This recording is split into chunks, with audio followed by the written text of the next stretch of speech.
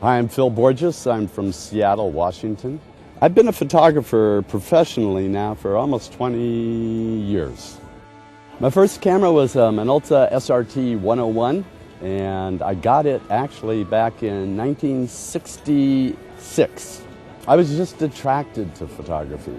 I had a job when I was in dental school, and it was a work-study program, and I documented people on the streets of the Haight-Ashbury, and I would pick the freakiest people that came by on the street to interview, and I found after the interview, I spent about an hour and a half to 2 hours with these people, I wanted to do a portrait of them, and I started taking their portraits, and I went down to the community darkroom, and I'll never forget when I first started developing those images. I just fell in love with the whole process.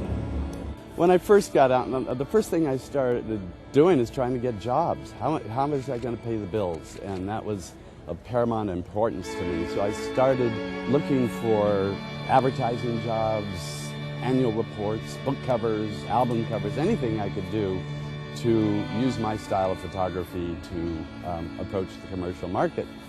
And I finally, after I guess it was at least 4 years, barely getting any work, I finally started getting work, and then it came fairly rapidly. I was getting a lot of work, and within 5 to 6 years I was very busy, and I decided to step back.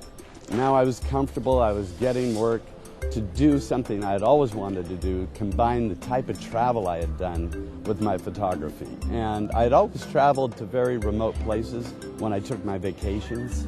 And so I decided I wanted to do a project in Tibet. And that became a huge turning point for me.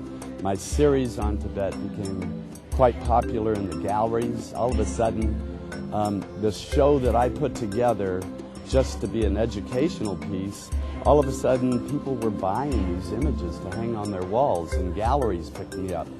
And it was a total surprise. I hadn't anticipated that. And so since that time, I've been mostly doing my own personal documentary projects. So that was the huge turning point. What I'm most known for is my portraiture, and it's done in very black and white and sepia tones, and it's very direct portraiture. It's right to the camera usually.